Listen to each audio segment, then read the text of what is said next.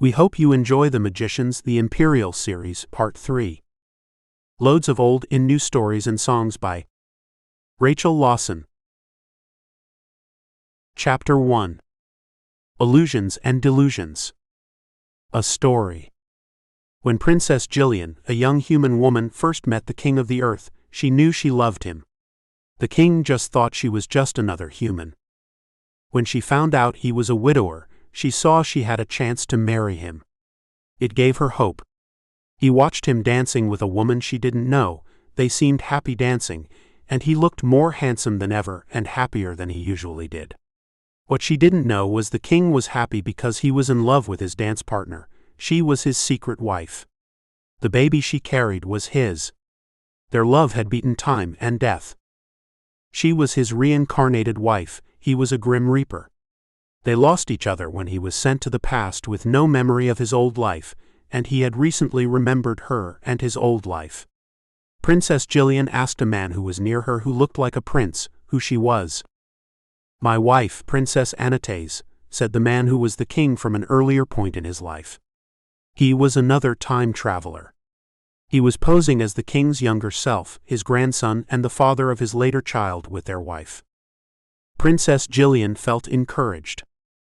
"You let her dance with another man?" asked Princess Jillian. "Him. He's harmless, they are just friends," lied the prince, who knew who they were. "I would like to meet him. Do you know him?" asked Princess Jillian. "Gramps?" said the prince, puzzled. "Know the king? Who is Gramps?" she asked. "He's my grandfather," said the prince. "He can't be," said the princess, thinking the bearded young man was lying to her. They both looked the same age. "Oh, you're human," said the prince, surprised. "Human and you aren't?" said Princess Jillian. "Yes, we aren't, we just look it," said the prince. "You look human," said Princess Jillian. "We age different from your people," said the prince. "I see," said the princess, looking at his grandfather, wondering if they were built the same as humans. "We are," said the prince, reading her mind with telepathy. "You are what?" asked the puzzled human. "Physically the same as humans," said the blushing prince. "Why did you tell me that?" said Princess Jillian. "We read minds too," said the prince. "You read my mind?" asked Princess Jillian, shocked. "Yes," said the prince. "What are you?" asked Princess Jillian. "They call me Prince Alexandrite here. Humans call me Blue Midnight," said the prince. "I've heard the name. You're a superhero," said the surprised Princess Jillian. "Magician," said Alexandrite offhandedly. "Can we talk to your grandfather?" asked Princess Jillian. "If you want to," said Alexandrite, smiling behind his beard. He knew she was talking to him, not that she knew it. He sighed and led the way.